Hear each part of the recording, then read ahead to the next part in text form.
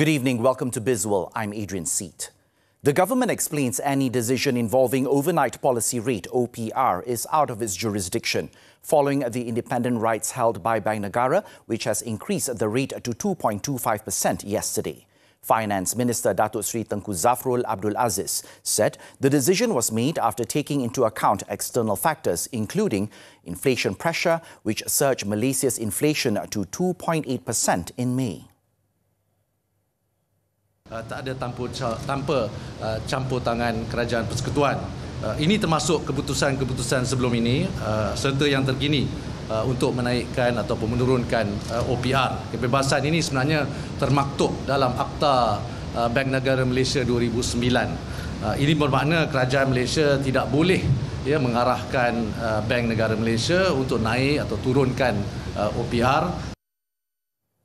He added that the decision is able to curb the outflow of investment that would cause ringgit to depreciate even more. The 2.25% rate also seems low compared to the 3% rate before pandemic. As such, the government will continue to aid the rakyat via subsidies and the Keluarga Malaysia assistance. Bank Negara is expected to further normalise its policy rate going forward and gradually raise the overnight policy rate or OPR to 3% by next year. Analysts opined the rate hike would continue for the remainder of the year amid rising inflation. In a note, Kenang Investment Bank said further rate hikes are expected largely due to the upward pressure on inflation amid rising food prices and a sustained recovery in domestic demand, reflected in the latest high-frequency indicators such as unemployment rate, retail sales and imports.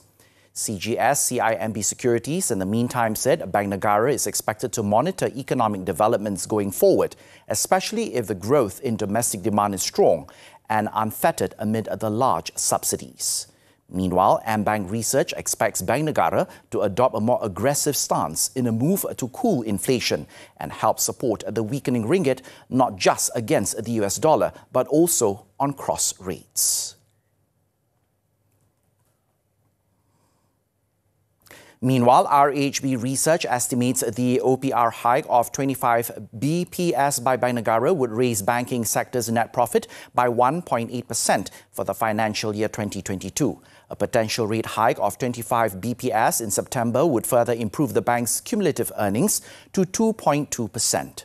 The firm believes there are risks that the upward revision in net interest income could be somewhat offset by potentially lower fee income given the volatility in financial markets. Currently, the firm is projecting a 5% year-on-year growth in the banking sector earnings for this year.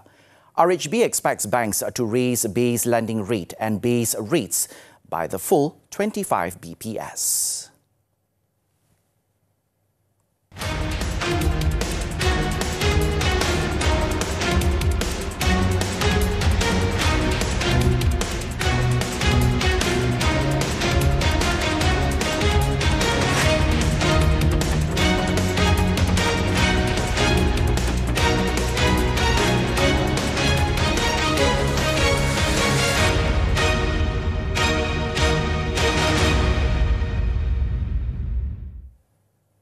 Rubber processor producer and trader SingPhong Holdings makes a flat debut at 75 cent on Bursa Malaysia's main market with 10.82 million units traded.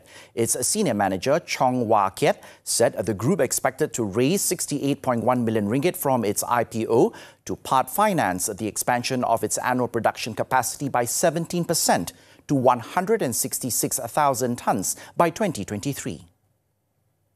Now we are concentrating on solar and biomass system commissioning as our main ESG initiative.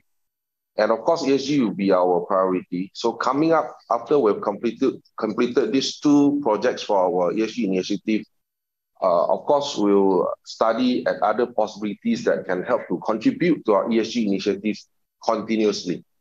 Savings of the IPO proceeds, 19.7 million ringgit would be utilised for working capital and 37.9 million ringgit for repayment of bank borrowings. Another 6.3 million and 4.2 million ringgit will be set aside for the biomass system's installation and listing expenses, respectively. With the new biomass system, SingPhong is looking at cost savings of about 3.5 million ringgit annually. And that's all the time we have for Bizworld today. I'm Adrian Seet. Thank you for investing your time with us and stay tuned.